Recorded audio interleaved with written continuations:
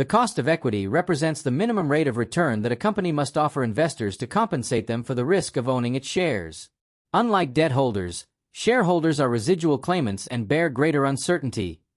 Hence, their expected return is higher. The cost of equity is pivotal in capital budgeting and valuation, as it determines the discount rate for equity cash flows. Conceptually, it reflects the opportunity cost to shareholders of investing in a firm relative to other investments of comparable risk. Two major models are used to estimate this cost: the dividend valuation model, DVM, and the capital asset pricing model, CAPM. Under DVM, the cost of equity is derived from the relationship between the current market price, expected dividend, and dividend growth, assuming dividends represent the cash return to shareholders. The dividend valuation model without growth assumes dividends remain constant over time. The cost of equity, CU, is computed as CU equals D/P, where D is the expected annual dividend and P is the current ex-dividend share price. For example, if a share pays a constant dividend of 50 cents and trades at $5, the cost of equity is 10%. This method is appropriate for mature, stable companies where dividend payments are steady and predictable. However, it becomes less reliable when earnings fluctuate significantly or where companies adopt irregular dividend policies. In practice, analysts often adjust this model to account for timing of dividends, taxation, and retained earnings policy. Despite its simplicity, the model highlights the inverse relationship between market price and required return. As share price rises, implied cost of equity falls. When dividends are expected to grow at a constant rate, the Gordon growth model is applied. CU equals D/P plus G, where G denotes the annual growth rate in dividends. This model recognizes that companies typically reinvest part of their earnings to drive future growth, thereby increasing shareholder value over time.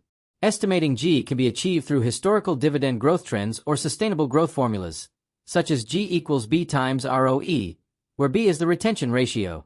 This model captures the time value of money and market expectations but assumes perpetual, constant growth, a limitation in volatile or cyclical industries. Nonetheless, it remains one of the most widely used methods in valuation and cost of capital computations, especially when dividend policies are consistent. The capital asset pricing model, CAPM, complements dividend-based approaches by explicitly linking required return to market risk. CAPM defines cost of equity as CU equals RF plus beta, RM minus RF, where RF is the risk-free rate, beta measures the systematic risk relative to the market, and RM minus RF is the equity risk premium. The model acknowledges that investors require compensation for both time value, RF, and risk exposure, beta. A company with a higher beta incurs a higher cost of equity because its returns are more volatile relative to the market. CAPM's strength lies in its adaptability. It can be used even when dividends are irregular or absent. However, practical challenges include estimating the true market premium and accurate beta coefficients, which may vary across sectors and time periods. Incorporating taxation and flotation costs further refines cost of equity estimation. For instance, dividends are typically paid from post-tax profits, while issuance of new shares incurs underwriting, legal, and administrative expenses that effectively increase the cost of raising equity.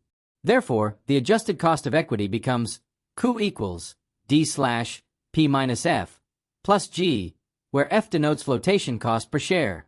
Companies must also consider country-specific tax regimes affecting dividend imputation and withholding taxes on non-resident investors.